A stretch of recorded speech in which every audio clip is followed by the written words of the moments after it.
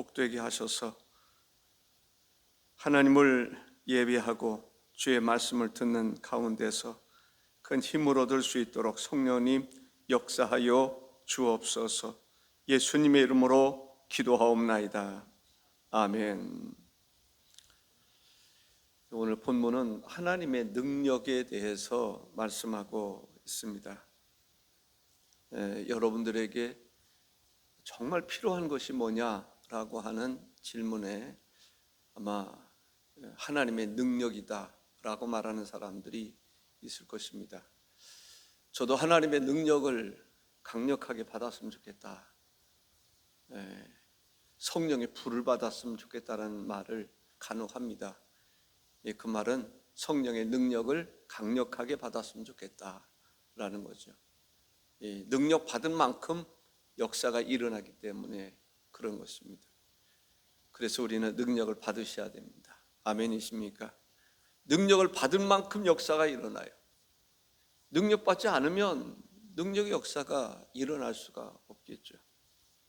통장에 예를 들어서 저금을 많이 해놓으면 그만큼 쓸 수 있겠죠.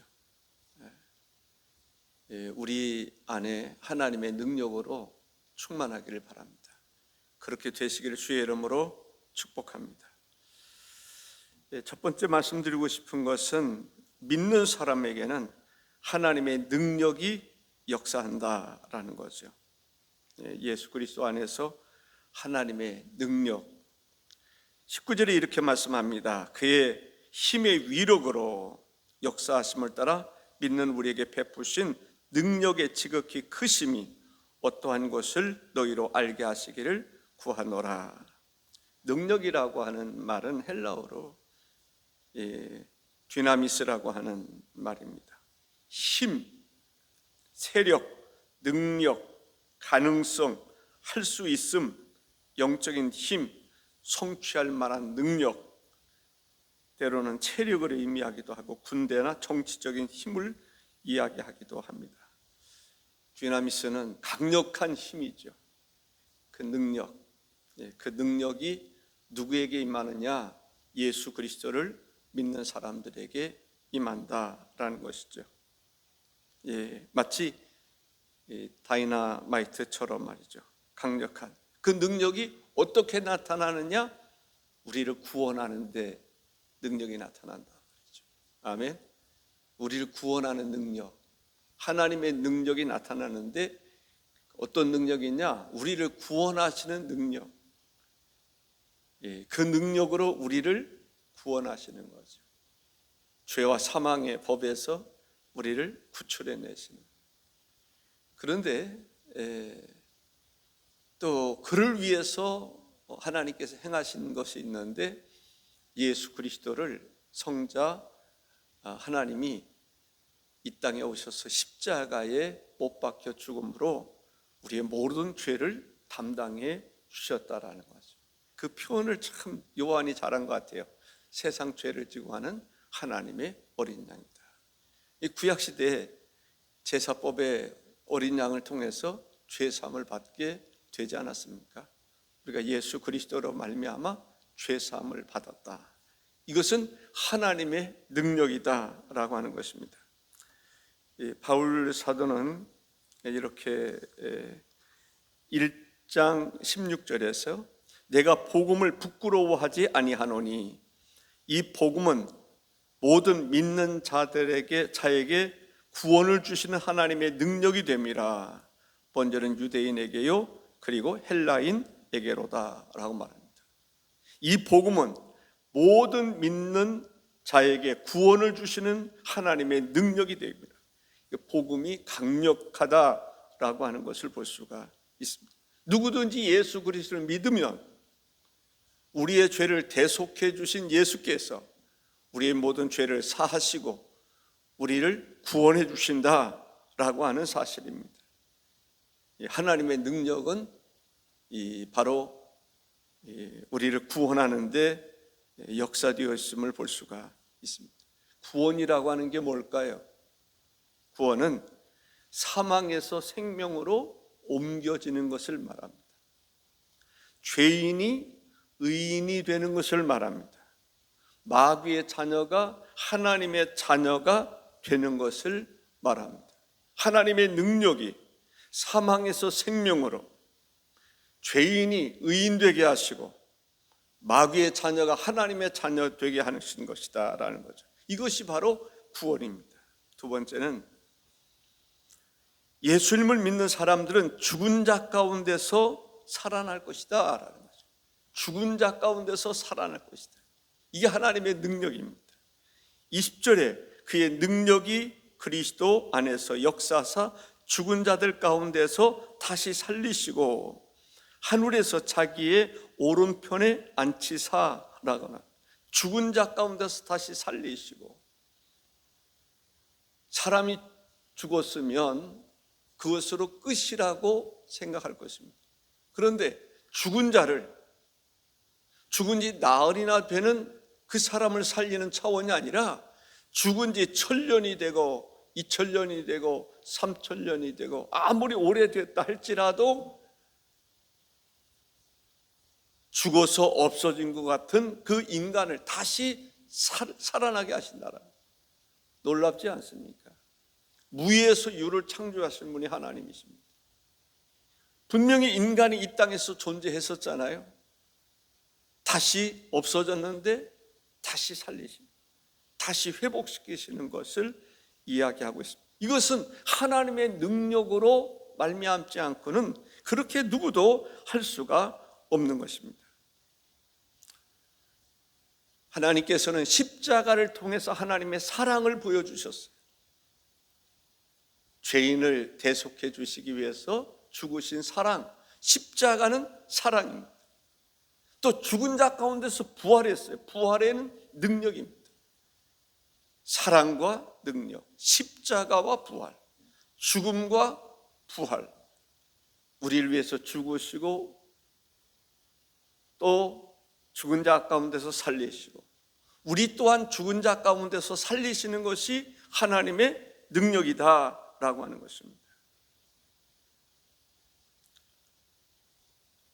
우리를 구원하시는 하나님의 능력이 예수 그리스도 안에서 이루어진다고 하는 사실입니다.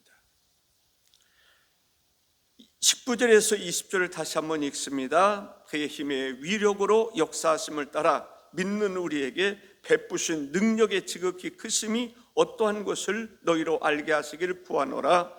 그의 능력이 그리스도 안에서, 그리스도 안에서 역사하사 죽은 자들 가운데서 다시 살리시고 하늘에서 자기의 오른편에 앉히사라고 말합니다. 하나님의 능력은 예수 그리스도를 죽은 자 가운데서 살리셨을 뿐만 아니라 우리 그리스도인들을 죽은 자 가운데서 살리신다고 하는 사실입니다.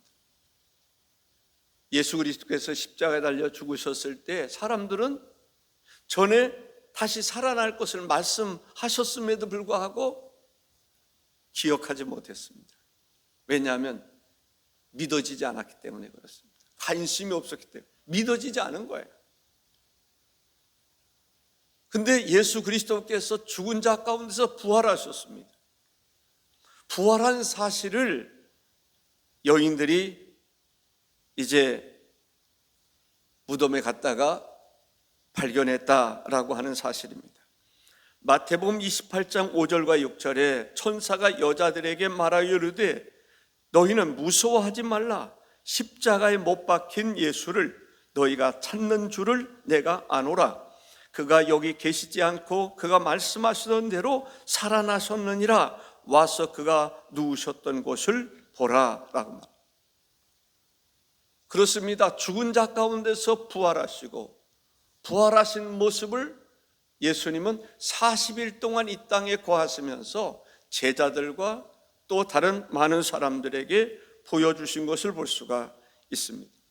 예수님이 승천하실 때에는 500여 명이나 되는 사람들이 지켜보는 가운데 승천하셨다라는 것이죠. 예수 그리스도께서 부활하셨습니다. 부활하신 예수 그리스도께서 승천하셨고 또 다시 이 땅에 재림하실 것을 말씀하시는 것을 보게 됩니다. 예수님의 부활에 대해서 로마서 6장 4절에는 이렇게 말씀하고 있습니다. 그러므로 우리가 그의 죽으심과 합하여 세례를 받음으로 그와 함께 장사되었나니 이는 아버지의 영광으로 말미암아 그리스도를 죽은 자 가운데서 살리심과 같이 우리로 또한 새 생명 가운데서 행하게 하려 함이라 했습니다. 죽은 자 가운데서 부활하신 예수님, 죽은 자 가운데서 우리 그리스도인들을 다시 살릴 수 있는 것은 하나님의 능력이다 라고 하는 사실입니다. 세 번째는 20절에 보면 그의 능력이 그리스도 안에서 역사하사 죽은 자들 가운데서 다시 살리시고 하늘에서 자기의 오른편에 앉히사라고 말합니다. 하늘에서 자기 오른편에 앉히셨다. 예수 그리스도께서 죽은 자 가운데서 부활해서 하나님 보좌 우편에 앉으신 것을 볼 수가 있습니다. 예수님이 승천하시기 전에 하신 말씀이 무엇입니까? 예루살렘을 떠나지 말고 라는 말씀을 하고 있습니다. 그 말씀을 따라 살아갈 때 사도행전 1장 8절에 보면 오직 성령이 너에게 임하시면 너희가 권능을 받고 예루살렘과 온 유대와 사마리아와 땅끝까지 이르러 내 증인이 되리라 하셨는데, 이 말씀처럼 성령의 임재와 함께 초대교회에 이제 교회로서의 그러한 기반을 마련하는 것을 볼 수가 있습니다. 이 말씀은 예수 그리스도께서 교회의 머리가 되신다는 거예요.